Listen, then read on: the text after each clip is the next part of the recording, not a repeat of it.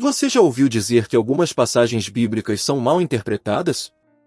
No podcast Inteligência Limitada, o pastor Mateus Alves e o professor Luiz Saião, mestre em hebraico, esclareceram equívocos comuns sobre textos sagrados. Assista agora esse trecho e descubra a verdade por trás de alguns versículos. Nas Escrituras Sagradas diz: no princípio era o Verbo, e o Verbo estava com Deus, e o Verbo era Deus. Porque nesse momento se omitiu o Espírito Santo no caso da Trindade?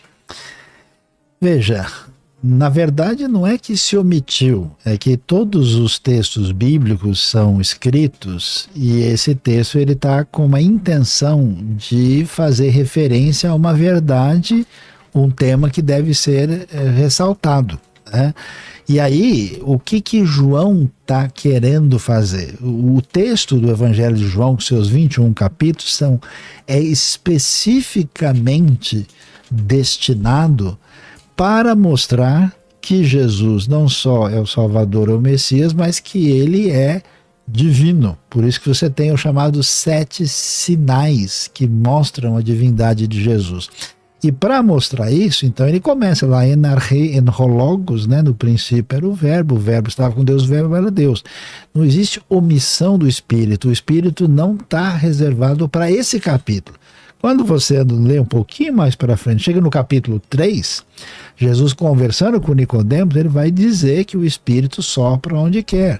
Não quer dizer que o Espírito está fora do Evangelho de João. O Espírito não é ressaltado apenas nesse versículo. E ninguém constrói uma, vamos dizer, doutrina ou teologia completa olhando um versículo só. Até porque se a gente pensar que nesse versículo foi omitido o Espírito, foi omitido escatologia, foi omitido foi omitido os 10 mandamentos, foi omitido as bênçãos, porque não cabe num versículo só.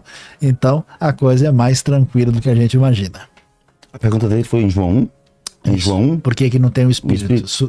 Teria sido omitido. Lá em Gênesis 1 tem o Espírito pairando sobre a face das águas, né? Bem. Na criação. E respondendo ele também, tá ali, né? O pai criando, o filho criando, mas a Bíblia também narra o Espírito, né? Como o Criador em Jó 26:13, Jó 33:4 e Salmo 104, versículo 30. Então, não está em João 1, mas o Espírito está pairando em Gênesis 1, e em Jó e em Salmo, o Espírito Santo também é tratado como Criador. E em Zacarias e Romanos, como onipotente, em Salmo 109, como onipresente, e 1 Coríntios 2 e Hebreus 9, como onisciente e eterno. O Espírito Santo é Deus.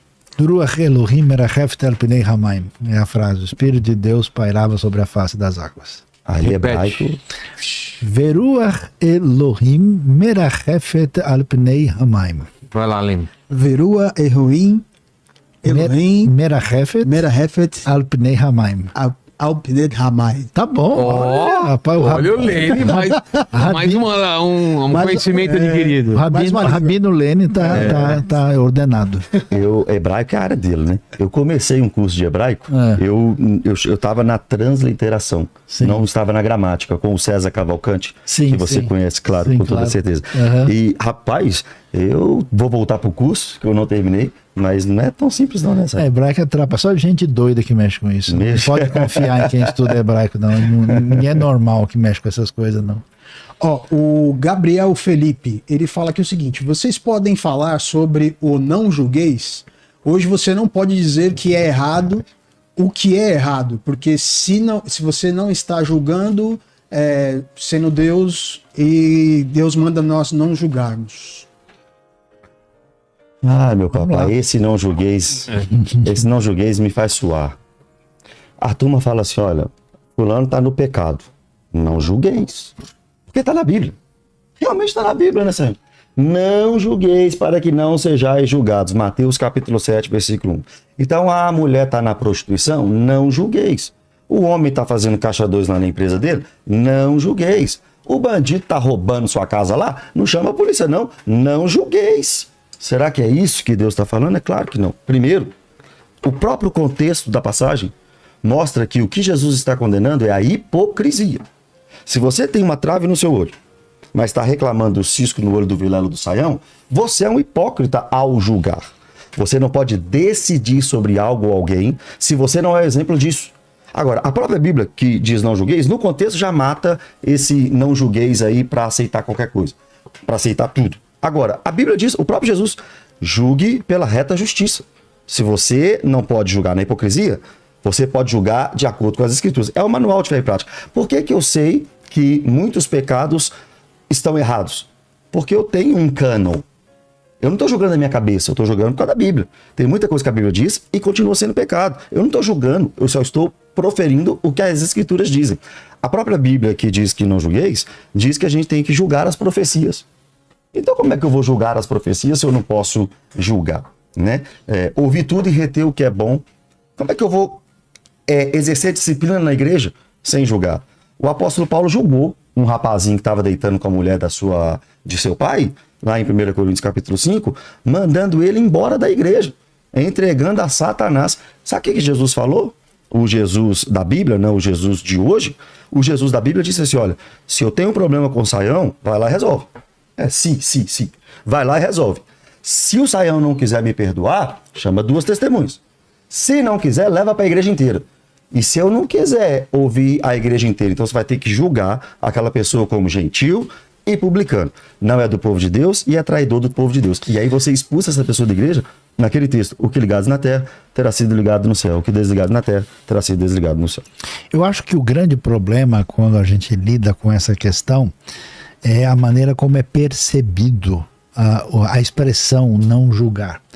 A ideia de julgar em português aparece muito fortemente como uma administração pesada daquilo que envolveria a justiça. O que nós temos no capítulo é um confronto de Jesus com os fariseus da sua época. E como é que são esses fariseus? Eles ficam procurando, né?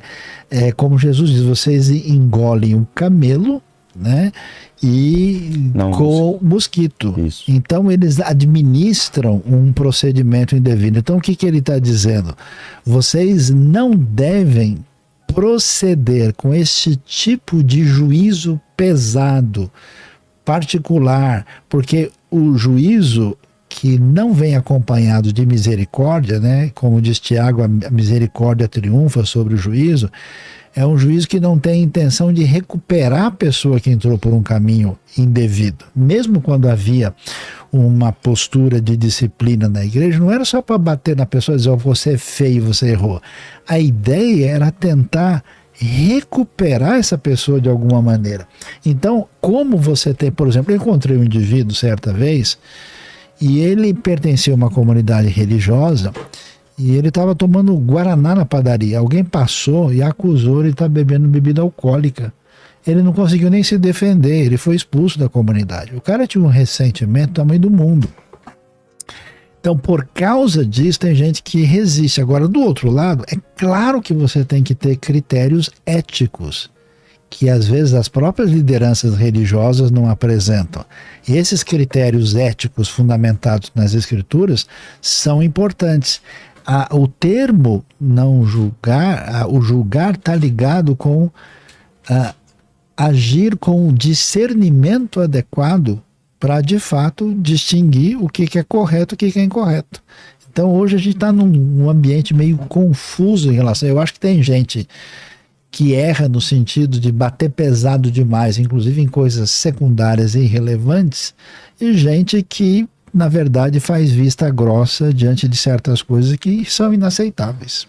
O Saião falou de recuperar, né? É quando Paulo entrega em 1 Coríntios 5 o camarada para Satanás, na segunda carta, no capítulo 2, parece que o camarada está voltando, né, para a igreja, porque ele foi disciplinado da forma mais dura possível, né? Entrega a Satanás, mas foi disciplinado. Essa frase provavelmente significa você está fora do contexto da comunidade, você não tem a proteção, isso, porque fora no mundo sem Deus, isso, você está debaixo dessa dimensão complicada. O Kleber Rodrigo, ele falou aqui o seguinte: Saião, por que a palavra da cruz de Jesus, entre parênteses ele coloca de Jesus, é loucura do ponto de vista histórico? Com certeza. Uma loucura total. Aliás, Vilela, posso dar Claro. aqui? Tem um livro que eu vou dar de presente para você, chamado 365 Torrentes no Deserto. Então aqui você tem o deserto da Judéia, que você já conhece, olhado lá de cima. Aqui tá de costa aqui a Miriam, filha que está aqui junto com o genro Luan, que trabalham comigo, né? E um dos textos que tem aqui chama-se, agora você vai gostar, chama-se Preciso de Loucos. Então, já que o assunto é loucura, então vamos mostrar a loucura aqui, completa, né? E você vai ver que preciso de loucos, e aqui tem a... Não sei se você lembra alguém aqui, né? Preciso de louco tá aí, né? É o louco da Turma da Mônica? Pode ser, ou pode ser alguém que tá perto de você também, mas de qualquer maneira, né? Aqui preciso de loucos. E o que que acontece? Por que que o evangelho da cruz, a palavra da cruz é loucura? Porque como é que você tem uma referência na sua vida que é quem você segue, que morreu como um condenado, como um bandido no Império Romano? Como é que você vai acreditar que esse indivíduo pode servir de algum tipo de ajuda para você, trazer algum tipo de salvação? Então você pensa em Paulo, que conhece toda a sabedoria judaica acumulada por séculos e a própria Torá, o Antigo Testamento, e é um cidadão romano e sabe o que aconteceu. Você sai falando por aí, sabe o indivíduo que foi condenado e crucificado em Jerusalém? Pois é, ele é o salvador da sua vida, salvador do mundo. Por isso que, na verdade, né, eu acho que boa parte das pessoas que estão dentro da cristandade nunca pensaram sobre isso. Vamos dizer, aceitam Jesus assim, meio sem saber muito bem o que estão fazendo. E aí, quando a pessoa entende isso, por isso que essa questão da espiritualidade cristã autêntica é um negócio profundo espiritual que acontece no coração da pessoa. Porque do ponto de vista da promessa, ninguém tem que esperar nada de Jesus. Então, a palavra da cruz é loucura, né? E de fato, esse texto aqui que a gente escreveu, que é um texto muito interessante, que a gente fez um vídeo também para o canal, esse texto ele mostra que uma série de outros textos apresentam o evangelho como um tipo de loucura. Quando Paulo vai pregar lá, que ele está preso em Cesareia Marítima lá, diante, né, do Agripa, quando eles escutam Paulo, falam: não é possível, Paulo, você está maluco, você está louco, as muitas letras fizeram você delirar, né? Porque de fato é coisa de doido. Pois é. Doideira total. Fala, doido. O André Luiz, ele perguntou o seguinte: nosso Jesus é o mesmo Jesus do texto de Tiago 1,27? Aí ele coloca aqui um ponto de interrogação e fala: pois ali fala de religião. É isso aí, muito boa pergunta. A religião verdadeira é visitar os órfãos e as viúvas e se afastar, né? A versão antiga fala se abster da corrupção do mundo. Pois é. Veja que coisa interessante, né? Eu acho, e aí uma crítica para o mundo protestante de modo geral, né? Para não se identificar com outras tradições cristãs, por que é tão importante esse negócio de visitar os órfãos e as viúvas? Porque traz aquela ideia, quer dizer, que se Deus me amou e fez tudo por mim em Cristo, sem que eu tenha merecimento pela sua graça, o sinal de que a graça de Cristo está em mim é eu querer ajudar os outros sem receber nada em troca. Aí é verdade. E como é que eu sei disso? Porque se eu for ajudar o Vilela, é malandragem. Vilela, você não pode confiar em mim, porque eu estou querendo alguma coisa em troca. Vilela, eu trouxe aqui, quem sabe o Vilela vai também me dar um presente depois. Mas quando você ajuda uma viúva, a viúva não tem como pagar. Quando você ajuda o órfão, esse pessoal não tem como devolver. Então, como as pessoas agem sempre nas segundas intenções, só coloca azeitona na empada do outro, se for para comer mais da metade, aí a gente começa a ver se funcionou. Então esse texto aí, a gente lê rapidinho e pula pro próximo, né? Porque e não entrar no esquema do mundo, porque o esquema do mundo é o esquema onde você só está interessado em encher o seu umbigo e levar vantagem e não fazer diferença na vida de ninguém. E aí, quando a gente pensa assim, eu acho que a gente tem uma espiritualidade glutona hoje em dia. Como é que Deus me faz uma pessoa melhor, mais bonita, mais rica, mais especial, tal, e não tem essa espiritualidade de doação. E quando a gente olha para Jesus, é outra pegada. Ser salvo é a coisa mais tranquila do mundo numa visão soberana de Deus, porque a salvação vem de Deus. Mas ser cristão vai te demandar tudo, E ser cristão, eu costumo falar que não é só fazer, como o Sayão diz, é fazer com a intenção certa. Você pode orar com a intenção errada, a fim de serem vistos pelos homens. Você pode jejuar com a intenção errada, né? Mateus capítulo 6, você pode dar bens aos pobres, como Paulo disse também, né? Para aparecer, e lá Paulo diz, eu posso queimar o meu corpo, mas se não for com amor verdadeiro, de nada é. O texto que o irmão fez a pergunta, né? No 26 diz, se alguém supõe ser religioso, deixando de refrear a língua, antes enganando o próprio coração, a sua religião é vã. Então existe uma religião que não é vã. Aquele desejo de, em Cristo e por meio dele, se achegar a Deus. E o 27? E o 27 diz, a religião pura e sem mácula para com o nosso Deus e Pai é esta, visitar os órfãos e as viúvas nas suas tribulações.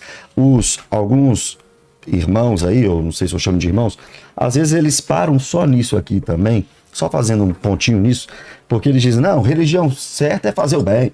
Religião certa é visitar os órfãos e as viúvas nas suas tribulações. E as pessoas acham que a vida cristã é só fazer o bem.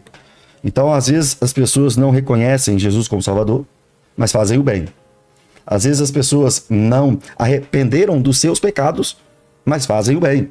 Então, elas acham que elas estão agradando a Deus e vão ser salvas. Isso é o maior erro que você pode cair, porque a salvação não é por obras. Paulo diz que é pela graça mediante a fé. Isso não vem de vós, é dom de Deus. Não vem de obras para que ninguém se glorie. Então, se alguém está nos assistindo e só porque deu a cesta básica desse mês já para alguém necessitado, e só porque tem uma clínica de recuperação, só por isso essa pessoa acha que está salva, ela não está.